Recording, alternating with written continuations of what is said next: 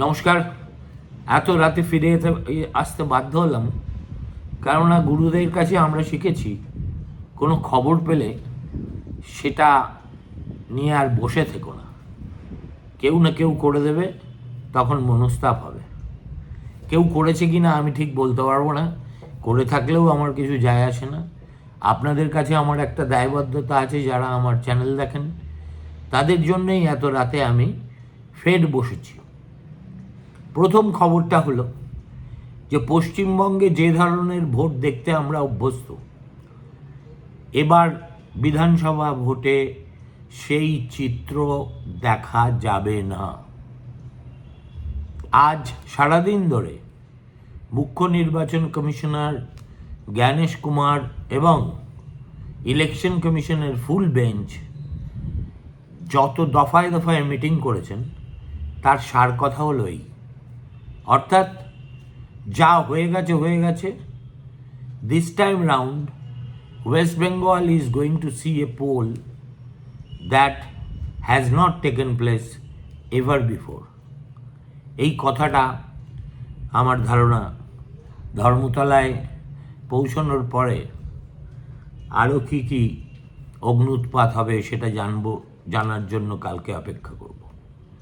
প্রথম কথা, যে ব্যাপারে নির্বাচন কমিশনার একেবারে সুস্পষ্ট নির্দেশ দিয়ে গেছেন, তার মধ্যে 1 নম্বর হলো যে কেন্দ্রীয় বাহিনীকে এবার একতরফাভাবে আমাদের ডিস্ট্রিক্ট অ্যাডমিনিস্ট্রেশন পরিচালনা করতেই পারবে না। তারা একটা কম্পোজিট টিম করবে এবং তারা কোথায় যাবে বা না যাবে সেটা নির্বাচন কমিশনারের পুলিশ অবজারভাররা ঠিক করবেন, ডিস্ট্রিক্ট ম্যাজিস্ট্রেটরা নন। 2 নম্বর, সমস্ত এসপি এবং ডিএমকে মুখ্য নির্বাচন কমিশনার বলে দিয়েছেন, এই যে আপনারা বিভিন্ন জায়গায় বলে বেড়াচ্ছেন যে নির্বাচন কমিশন 1 মাস আছে, তারপরে তো আর থাকবে না, তখন তোমরা কি করবে ইত্যাদি এবং ইত্যাদি, এইসব ভুলে যান। কেননা আমাদের কানে যদি আসে এবং আমরা যদি খবর পাই যে আপনাদের মধ্যে কেউ এমন কিছু করেছেন বা করতে চলেছেন যেটা নির্বাচনী রীতির পরিপন্থী, তাহলে জেনে রাখবেন you are in for big trouble. এবং সেটা এমন ট্রাবল যার জন্য সারাটা জীবন ধরে আপনাদের খেসারত দিতে হবে। 3 নম্বর, এবার শুধু নির্বাচন কক্ষের মধ্যে সিসিটিভি থাকবে তা নয়, একটা সিসিটিভি থাকবে বাইরে ভোটারদের উদ্দেশ্য করে, আরেকটা থাকবে ভিতরে। এবং কোনো ক্ষেত্রে যদি দেখা যায় সিসিটিভিতে ধরা পড়ে যে সিসিটিভি কোনো কারণে অকেজো হয়ে আছে, বা কোনো বিরোধী এজেন্টকে গায়ের জোরে সেখান থেকে বের করে দেওয়া হচ্ছে, অথবা তাকে কোনো ভুজুং ভাজুং দিয়ে বার করে দেওয়া হচ্ছে, কিংবা এমন কোনো ব্যক্তি ওখানে ঘুরে বেড়াচ্ছে যার সেখানে থাকার কথা নয়, তাহলে কিন্তু সঙ্গে সঙ্গে সেখানে রিপোল অ্যানাউন্স করে দেওয়া হবে। এটা বিশেষ করে অভিষেক বন্দ্যোপাধ্যায়ের পক্ষে জরুরি, কেননা তার কেন্দ্রে লোকসভায় যত সিসিটিভি অকেজো হয়েছিল পশ্চিমবঙ্গের অন্যত্র কোথাও হয়নি, যদিও হয়েছিল প্রচুর। 4, সেন্ট্রাল বাহিনীর জওয়ান একেবারে পোলিং বুথের ভিতরে থাকবেন, সো দ্যাট কোনো রকম মিসচিফ তারা করতে দেবেন না।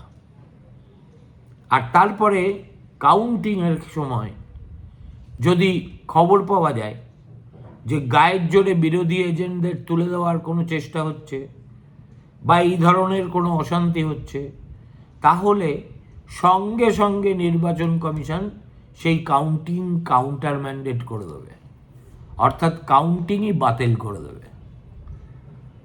এরপরে যেটা বলেছেন সেটা খুবই খারাপ। সেটা হলো কোচবিহারের ডিএম এবং দক্ষিণ 24 পরগনার ডিএম, এই দুজনকে নির্বাচন বিধি নিয়ে জ্ঞানেশ কুমার 2-4টে প্রশ্ন করেছিলেন, তারা কেউ জবাব দিতে পারেননি। তখন জ্ঞানেশ কুমার বলে ওঠেন, আপনারা নিজেরাই যখন আইন জানেন না, তখন পোলিং অফিসারদের কি করে আপনারা কোনটা ঠিক কোনটা বেঠিক, কোনটা নিয়ম কোনটা অনিয়ম সেটা বোঝাবেন? এবং তিনি বারবার একটা কথা সবাইকে বলেছেন যে তামিলনাড়ুতে পশ্চিমবঙ্গের চাইতে বেশি নাম বাদ গেছে, উত্তরপ্রদেশে তো আরও বেশি। কোনো জায়গায় কোথাও কেউ রা পর্যন্ত কাটছে না, যত সমস্যা একমাত্র এই পশ্চিমবঙ্গে। সুতরাং এটা নির্বাচন কমিশন চ্যালেঞ্জ হিসেবে নিয়েছে যে নির্বাচন ঘোষণা হওয়ার অনেক আগে থেকে যেভাবে একটা সুস্থ গণতান্ত্রিক প্রক্রিয়াকে ভেস্তে দেওয়ার চেষ্টা হচ্ছে, সেটা কিন্তু ভোটের দিন পর্যন্ত বা কাউন্টিংয়ের দিন আদৌ প্রতিফলিত হবে না। সুতরাং সাধু সাবধান। এর কতটা এফেক্ট ডিএম এবং এসপিদের উপর পড়বে আমি জানি না, কেননা DM, SP, DG, IG, DIG, Kolkata পুলিশের কমিশনার কাউকেই কিন্তু জ্ঞানেশ কুমার আজকে রেয়াত করেননি। তাদেরকে মনে করিয়ে দিয়েছেন যে constitutionally it is their duty to ensure a free and fair poll. সেই কাজটাই যদি তারা করতে ব্যর্থ হন বা কোনো কারণে গাফিলতি করেন, তাহলে দে আর ইন ফর বিগ ট্রাবল।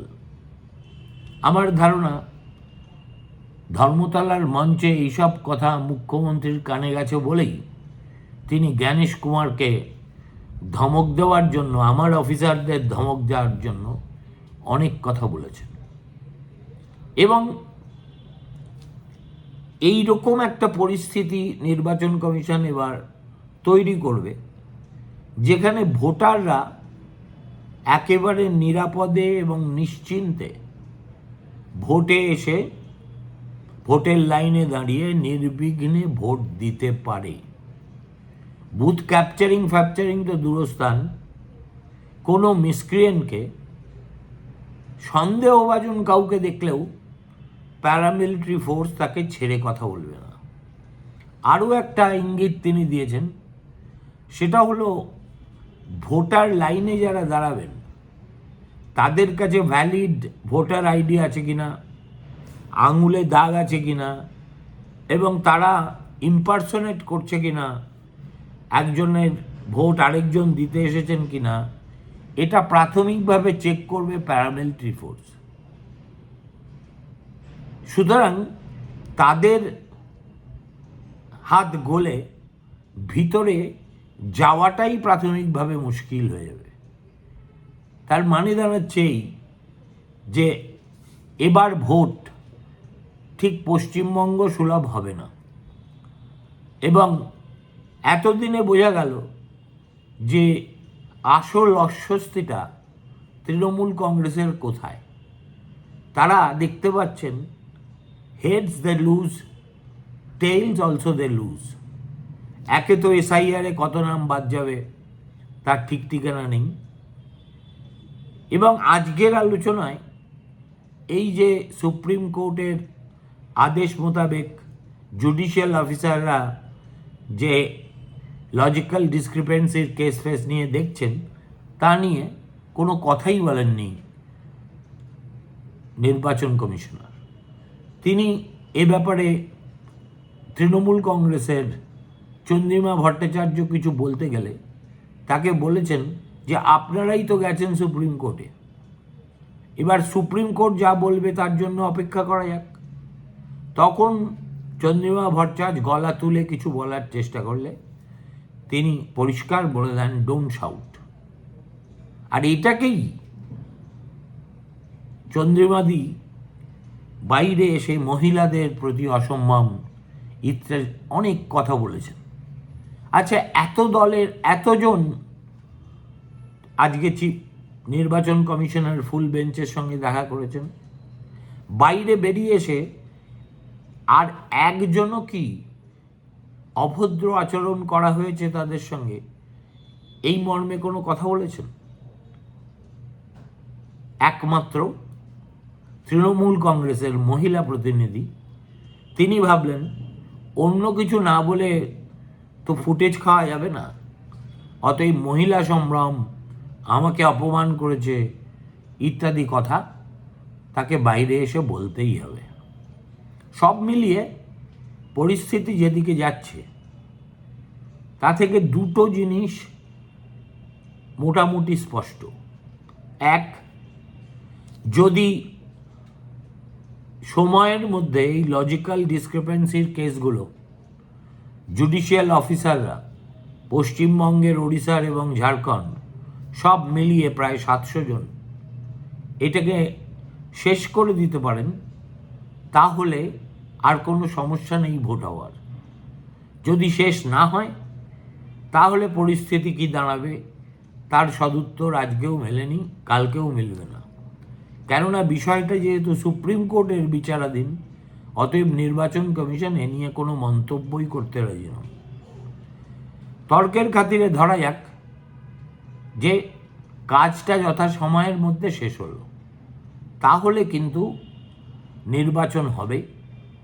এবং এবারের নির্বাচনে বোঝাই যাচ্ছে পশ্চিমবঙ্গকে জ্ঞানেশ কুমার একটা চ্যালেঞ্জ হিসেবে গ্রহণ করেছেন, এবং সেই চ্যালেঞ্জ সাকসেসফুল হওয়ার জন্য তিনি সাম দাম দণ্ডভেদ যা করবার তাই করবেন।